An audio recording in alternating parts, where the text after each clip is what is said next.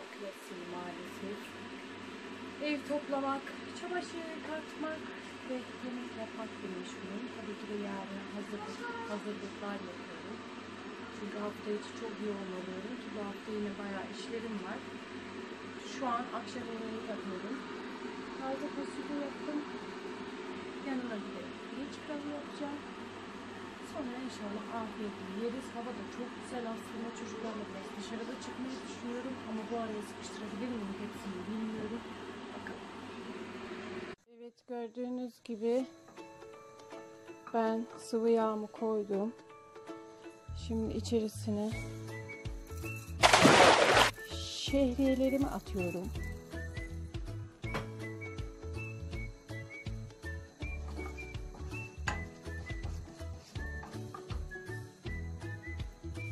Fasulye de güzel güzel pişiyor.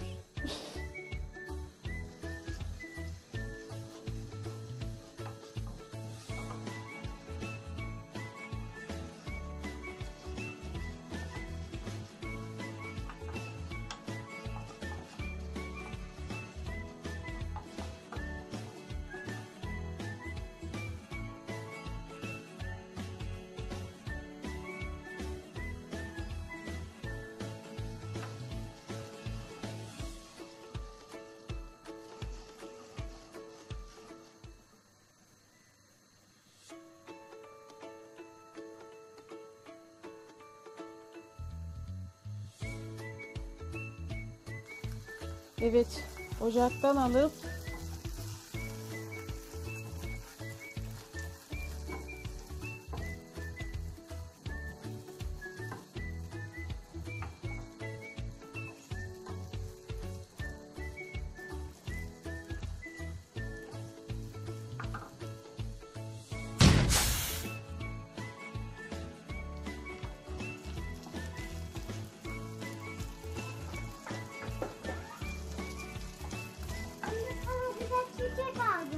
evet, gördüğünüz gibi ben bir bardak pirince 2,5 bardaktan biraz fazla su ilave ettim. Şimdi bu kaynadı. Zaten sıcak su koymuştum. Kapağını kapatacağım. Altını kısacağım. 15 dakika pişireceğim.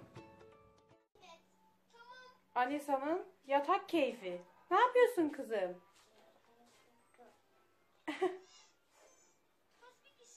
Pazar klasiği. Kızım pazar sendromuna girmiş. Oturma odasında da durumlar bu. Daha yapılması gereken birçok iş. Alefi de burada arabasıyla oynuyor. Gördüğünüz gibi. İşte öyle. Biz de pazar günü böyle.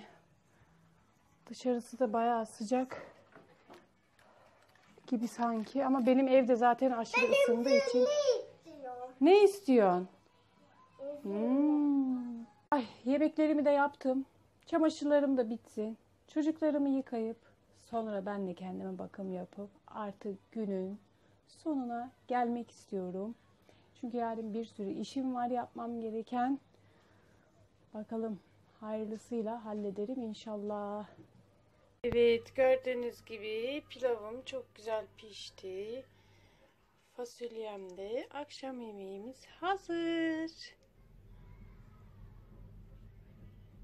Herkese merhaba arkadaşlar. Bugün 25 Mart 2019. Ben şu an çocuklarımı okuldan aldım. Eve götürüyorum.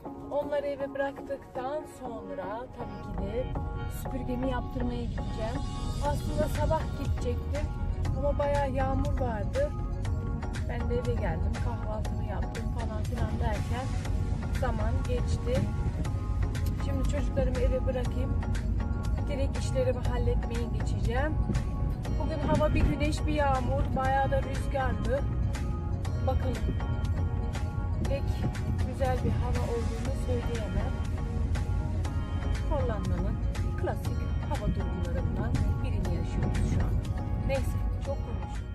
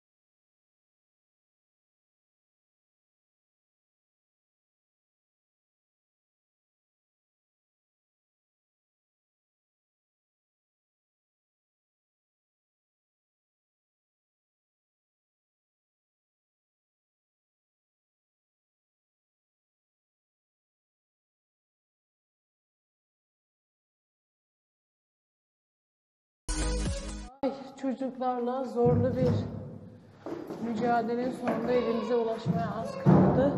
Ali Efe, biraz sessiz olur musun? Allah'ıma bin şükür çocukları şimdi eve bıraktım. Saçım başım da berbat halde. Çünkü dışarısı feci şekilde rüzgarlı.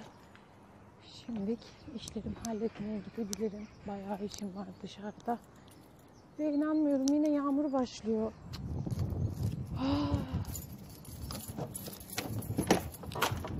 Sabah da bu yüzden zaten eve gelmiştim. Tekrardan yağmur yağıyor. Merhaba arkadaşlar. Bugün süpürgemi yaptırmaya gitmiştim. Yaptırdım çok şükür. Aslında yaptırmadım. Kırılan parçanın yerine yeni parça aldım yani. Almak zorunda kaldım. Süpürgemi tekrardan kullanabiliyorum. O kadar rahatladım ki gelir gelmez hemen evimi güzel bir şekilde süpürdüm. Gerçekten de süpürgesiz hayat çok berbatmış. Bunu da bu sayede tecrübe edindim. Yani teknoloji aletlerine o kadar alışmışız ki artık, yani bozulduğu zaman ya da olmadığı zaman eksikliği o kadar çok hissediliyor ki yani bunu kelimelerle anlatmam mümkün değil. Herkese merhaba arkadaşlar. Bugün 26 Mart 2019. Benim çocuklarım bugün öğlenciydi. Onları okula bıraktım. Eve geldim. Kahvemi içtim. Ara öğünümü yaptım. Instagram'ımdan takip edenler bilirler. Bugün tüm yediğimi orada paylaşıyorum. Bazı arkadaşlarıma yardım etmek amaçlı, kilo vermek konusunda. Ama zaten en kısa zamanda da bu konu hakkında kocaman bir video yapmayı düşünüyorum inşallah. Şimdi de çocuklarım okuldayken eşimle birlikte şöyle bir saat normal bir tempoda yürüyüş yapmayı planlıyorum. İnşallah havada güzel olur, yağmur yağmaz. Gerçi rüzgarlı, çok sıcak bir hava yok ama en azından kuru olması benim için önemli. Gezintisi güzel bir şekilde devam ediyor. Güneş yok, hava bulanık. Birazcık da soğuk açıkçası, ellerim dondu.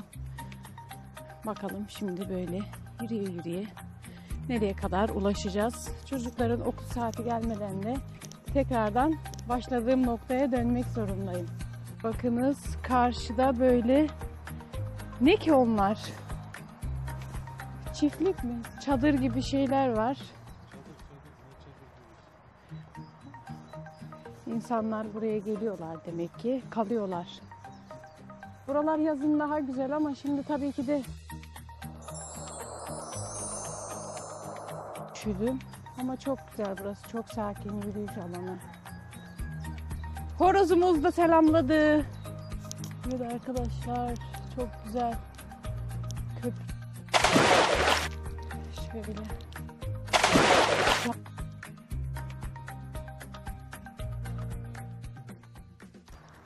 Negatif ne varsa dışarı atıyorum, pozitifliği depoluyorum. Yaklaşabilirsem çok güzel bir yer gördüm. 2 tane de ördek var.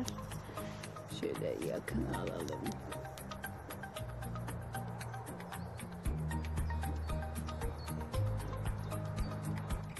İşte gerçekten böyle alanlar insana çok iyi geliyor yani.